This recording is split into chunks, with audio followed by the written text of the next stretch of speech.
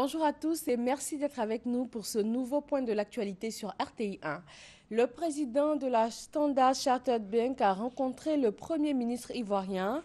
Il a fait le point des activités de la banque en Côte d'Ivoire à Daniel Cablon-Duncan. Les deux hommes ont également parlé du soutien de la banque aux différents projets de développement dans le pays. Rencontre du vice-premier ministre portugais et du président de l'Assemblée nationale Guillaume Soro ici en Côte d'Ivoire. Ils ont parlé de la croissance économique et de la création d'emplois dans le pays.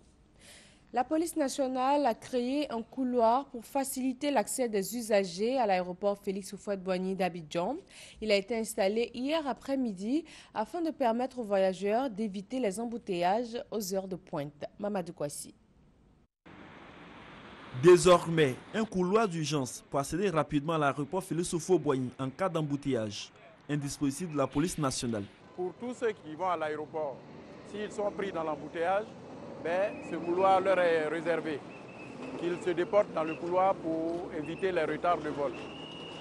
Même s'ils sont dans des véhicules de transport en commun comme les taxis-compteurs, ça ne pose pas de problème. Pourvu qu'ils partent à l'aéroport, ils peuvent emprunter le couloir. Ce couloir sera opérationnel tous les jours à partir de 16 h.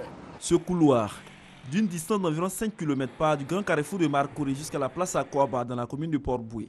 Des dispositions sont prises contre tous les contrevenants selon les responsables de la police. Ceux qui ne vont pas à l'aéroport, qui vont s'entêter à emprunter le couloir, nos hommes seront là pour les interpeller et ils vont subir la sanction.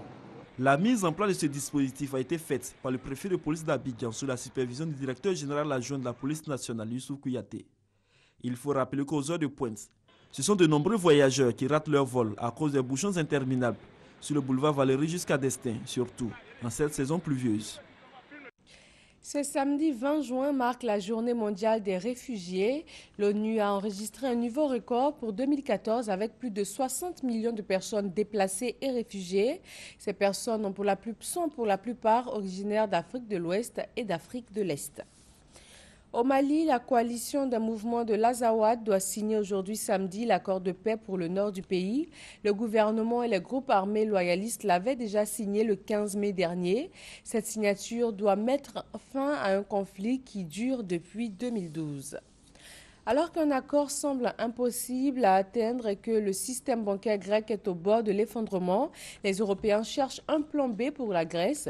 Tous évoquent un contrôle des capitaux et une possible sortie de la Grèce de la zone euro. Un nouveau mini-sommet de la dernière chance est prévu pour lundi.